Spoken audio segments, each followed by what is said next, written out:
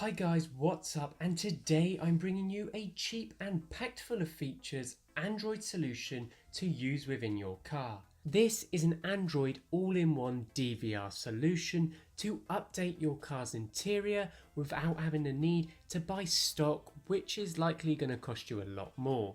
And you know this channel is all about saving you money, and this might be the best solution for you.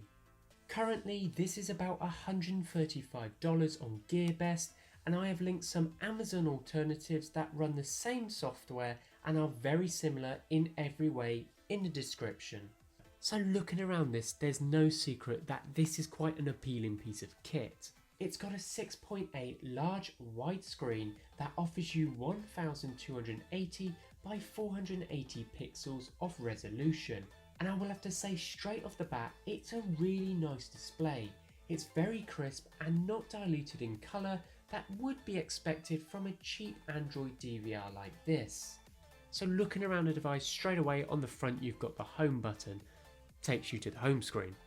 On the back you have a SIM card port for up to 4G mobile connections, a micro SD card slot, also got that port for your GPS tracker, which is important to have, as without that you aren't going to get working maps for your navigational features. A micro SD slot for the power, and lastly the port which will operate the reversing camera. Portability is great on this thanks to its foldable design. It does mean if you do worry about this being a possible reason for your car to be broken into, you can just simply unplug, fold up and place into your glove box.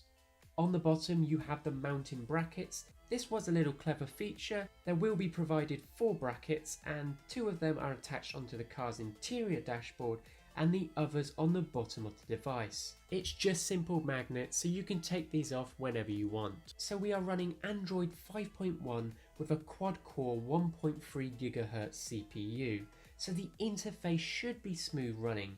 The back camera operates as your dash cam. Using this for almost 3 months now means I've now fully understood the importance of having a dash cam, especially on the UK roads. It becomes somewhat of a necessity. The camera can toggle up and down and around, so even if you place it as low as mine, you can still angle it up and get a great view. The dash cam shoots in 180p with 30 frames per second. You can change that using the settings if you want to save storage space. You will need a micro SD card, as like most dash cams, this is fantastic because it cycles through very old dash cam footage and records over after some time, meaning you don't run out of storage.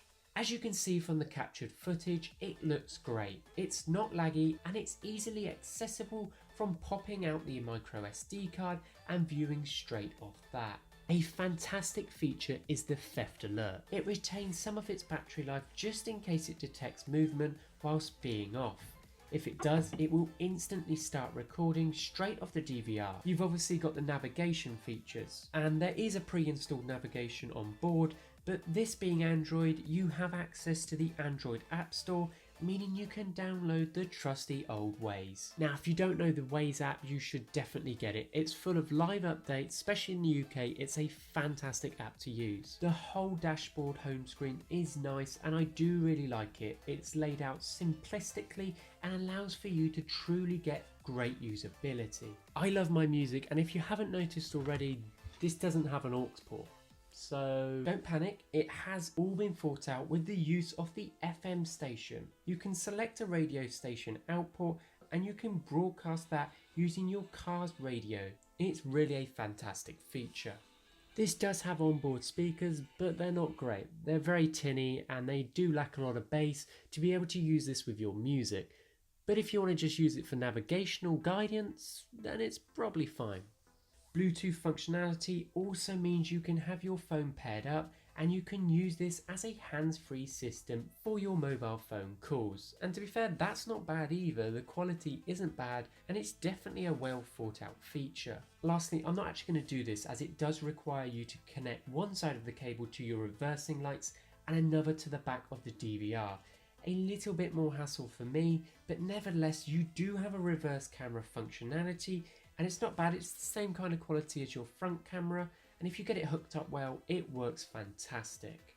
I think this is a fantastic addition to any outdated car. It offers you so many features that not only make your car more safe, but it makes it more user friendly. I couldn't recommend this enough. I will place the link in the description. Let me know what you think. Till next time.